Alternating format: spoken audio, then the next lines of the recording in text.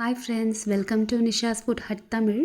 இன்றைக்கி நம்ம பார்க்க போகிறது ரொம்ப டேஸ்டியான சிம்பிளான பிரெட் ஆம்லெட் ரெசிபி தாங்க. வாங்க எப்படி செய்கிறதுன்னு பார்க்கலாம். அதுக்கு ஒரு பவுலில் பார்த்திங்கன்னா நான் 2 முட்டை எடுத்திருக்கேன். அதை உடைச்சி ஃபஸ்ட்டு முட்டையை ஊற்றிக்கோங்க. இதுக்கு நடுவில் ஒரு டிப் தரேங்க. நீங்கள் முட்டை உடைக்கும்போது முட்டையோட ஓடு உடைக்கும்போது உள்ளே விழுந்துருச்சுன்னா கையில் தண்ணி வச்சு விரலில் தண்ணி வச்சு தொட்டெடுத்திங்கன்னா ஓடு வந்துடும். 2 முட்டை உடைச்சி ஊற்றியாச்சுங்க. வெங்காயம் 1, தக்காளி பார்த்திங்கன்னா நான் ஒரு தக்காளியை பாதி அரிஞ்சு நான் போட்டிருக்கேன். பச்சை மிளகா 1, கருவேப்பிலை பொடியாக நறுக்கின கருவேப்பிலை கொத்து 1, கொத்தமல்லி இலை ஒரு 2-3 ஸ்பூன் அளவு எடுத்திருக்கேன். காரத்திற்கு ஏற்ப 1/4 ஸ்பூன் வரமிளகாய் தூள் எடுத்திருக்கேன். மிளகுத்தூள் 1/2 ஸ்பூன், மஞ்சள் தூள் 1/4 டீஸ்பூன், உப்பு தேவையான அளவு. இப்போது நம்ம ஆட் பண்ண பொருள் எல்லாமே முட்டையோடு சேர்த்து நல்லா மிக்ஸ் பண்ணிக்கோங்க.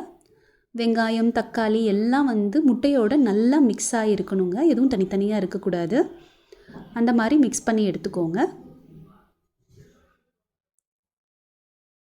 இப்போ பார்த்திங்கன்னா தோசை தவாவில் நான் 1 ஸ்பூன் பட்டர் அளவு எடுத்திருக்கேன். அதை நல்லா ஸ்ப்ரெட் பண்ணிக்கோங்க. ஸ்ப்ரெட் பண்ணிட்டக்கப்புறம் நம்ம கலந்து வச்சுருக்கிற ஆம்லெட் மிக்ஸ்சரை நல்லா ஸ்ப்ரெட் பண்ணி நல்லா ஊற்றிடுங்க.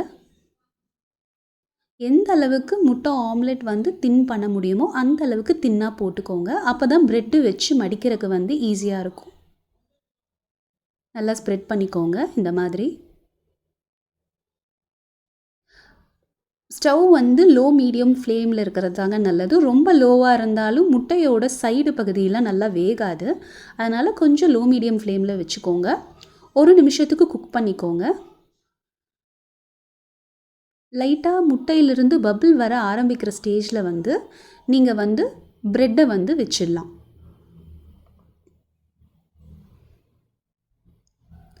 நான் பார்த்திங்கன்னா பெரிய சாண்ட்விச் ப்ரெட் எடுத்திருக்கேன். அதனால் நான் ஒரே ஒரு ப்ரெட்டு தான் வைக்க போகிறேன்.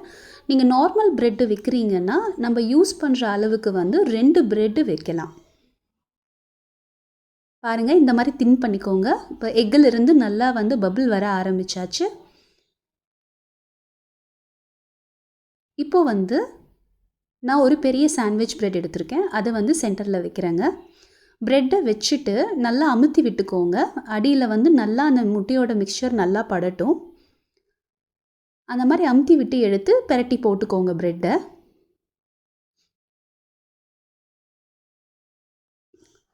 பாருங்கள், ஸ்டீம் வர ஆரம்பித்தாச்சு அடியிலிருந்து. இப்போது நம்ம முட்டையை திருப்பி போட்டுக்கலாம். முட்டையோட கலர் ரொம்பவும் அடிப்பிடிச்ச மாதிரியான ஒரு ப்ரௌன் கலர்லாம் இருக்கக்கூடாதுங்க. நார்மல் கலர் இருந்தால் போதும். அவ்வளோதாங்க, நம்மளோட சிம்பிளான ஸ்பைசியான பிரெட் ஆம்லெட் வீட்லேயே ரெடி. இதை நம்ம எப்படி வேணுமோ அப்படி மடித்து எடுத்துக்கலாம். 4 சைடும் மடிக்கலாம், இல்லை 2 சைடும் மடித்து எடுத்து நம்ம சர்வ் பண்ணிக்கலாங்க. இது பெரிய ப்ரெட்டுங்கிறதுனால நான் ப்ரெட்டை நான் 2 துண்டாக கட் பண்ண போகிறேன். இப்போது நம்ம இஷ்டம் தாங்க, நம்ம எப்படி வேணால் நம்ம கட் பண்ணிக்கலாம். இதை கெச்சப்போட இல்லை மயோனைஸோட தொட்டு சாப்பிட்றதுக்கு நல்லாயிருக்கும். ஈஸியான பிரேக்ஃபாஸ்ட் ரெசிபியும் கூட. கண்டிப்பாக இதை வீட்டில் ட்ரை பண்ணி பாருங்கள். நம்ம நிஷாஸ் ஃபுட் ஹட் தமிழ் சேனலை சப்ஸ்கிரைப் பண்ணுங்கள்.